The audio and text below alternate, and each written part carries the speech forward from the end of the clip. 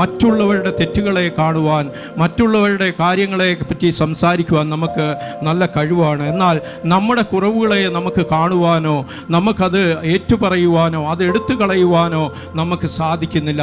നാം ശത്രുവിനെ കണ്ട് ഭയപ്പെടേണ്ട ആവശ്യമില്ല. ശത്രുവിനെ കണ്ട് നാം പിന്തിരിഞ്ഞോടേണ്ട ആവശ്യമില്ല. നമ്മിലുള്ളവൻ ലോകത്തിലുള്ളവനേക്കാൾ വലിയവനാണ്.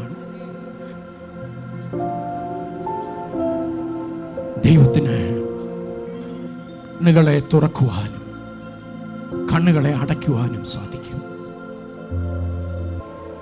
നിന്റെ പ്രാർത്ഥന കേട്ട് നിന്റെ കണ്ണുകളെ ദൈവം തുറക്കുന്നുവെങ്കിൽ, നിന്റെ പ്രാർത്ഥന കേട്ട് നിന്റെ ശത്രുവിൻ്റെ കണ്ണിനെ അടയ്ക്കുവാനും എൻ്റെ ദൈവത്തിന് സാധിക്കും. ദൈവം അടച്ചതാണെങ്കിൽ നിന്റെ പ്രാർത്ഥനയിൽ, നിന്റെ നിലവിളിക്ക് മുമ്പിൽ അവനത് തുറക്കുവാൻ ശക്തനാണ്. ഏത് വഴിയാണ് അടച്ചിരിക്കുന്നതെങ്കിൽ അതിനു മുമ്പിൽ ദൈവത്തിനൊരു ഉദ്ദേശമുണ്ട്. ദൈവം അടച്ചതാണെങ്കിൽ അതിൻ്റെ പിന്നിലൊരു ഉദ്ദേശമുണ്ട്. നാം ദൈവത്തെ സന്നിധിയിൽ നിലവിളിക്കുമെങ്കിൽ അവൻ നമ്മുടെ കണ്ണുനീരിനെ മറികടന്നു പോകുന്ന ദൈവമല്ല. കുരുടന് കാഴ്ച കൊടുത്തവൻ, കുരുടന് കാഴ്ച കൊടുത്ത ദൈവത്തിന് കാഴ്ചയുള്ള നമ്മുടെ കണ്ണുകളെ തുറക്കുവാൻ ഒരു പ്രയാസവുമില്ല.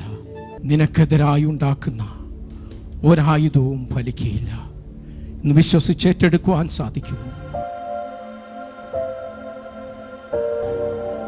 വചനം പറയുന്നത് നമ്മുടെ കണ്ണ് നേരുള്ളെങ്കിൽ നമ്മുടെ ശരീരവും നേരുള്ളതാണ്. നമ്മളെ പലപ്പോഴും നമ്മുടെ അറിവില്ലായ്മയുടെ കാലത്ത് നമ്മൾ എന്തൊക്കെയോ കാണുന്നു, കേൾക്കുന്നു. പക്ഷേ നമ്മൾ ഒരു കാര്യം ഓർക്കണം, നമ്മൾ എന്ത് കാണുന്നോ, നമ്മൾ എന്ത് കേൾക്കുന്നോ, നമ്മൾ എന്ത് പറയുന്നോ, അതെല്ലാം കാണുകയും കേൾക്കുകയും പറയുകയും ചെയ്യുന്ന ഒരു കർത്താവ് നമ്മുടെ അടുക്കലുണ്ട്. നമ്മൾ എന്ത് ചെയ്താലും അതെല്ലാം അറിയുന്ന ഒരു ദൈവം നമ്മുടെ നടുവിലുണ്ട്. ഹല്ലേലൂയ. ഇന്ന് നമ്മൾ കേട്ട വചനം നമ്മുടെ അകത്തെ കണ്ണുകളെ ഒന്ന് തുറക്കുവാൻ, ഈ കർത്താവിനെ പൂർണ്ണമായിട്ടും ഓരോ ദിവസവും ഈ കർത്താവിനെ പൂർണ്ണമായിട്ടും കുറച്ചുകൂടെ ഒന്ന് അറിയുവാൻ തക്കവണ്ണം ഈ കണ്ണുകളെ ഒന്ന് തുറക്കണമേ എന്ന് വീണ്ടും നമുക്ക് പ്രാർത്ഥിക്കാം. നമ്മൾ പ്രെയർ ലിസ്റ്റിൽ അച്ഛൻ്റെ സർജറി വെച്ച് നമ്മൾ പ്രാർത്ഥിക്കുകയുണ്ടായി.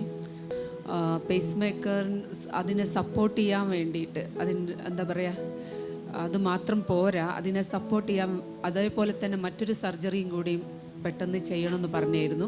പക്ഷേ നമ്മളെ പ്രാർത്ഥന ദൈവം കേട്ടു. സർജറിനെ പറ്റിയിട്ടൊന്നും അങ്ങോട്ട് ചോദിക്കുകയോ പറയുകയോ ചെയ്യണ്ട, ഡോക്ടർ പറഞ്ഞിട്ടല്ലേ നമ്മൾ രണ്ടാമത് പോകുന്നത്, ദൈവഹിതം അല്ലെങ്കിൽ ഡോക്ടർക്ക് അതിനെപ്പറ്റി പറയാനോ ഒന്നും തോന്നിക്കത്തില്ല എന്ന് പറഞ്ഞു. അതുപോലെ തന്നെ പരിശുദ്ധാത്മാവ് പ്രവർത്തിച്ചു. ആ മരുന്ന് തന്നെ കണ്ടിന്യൂ ചെയ്യാൻ പറഞ്ഞു.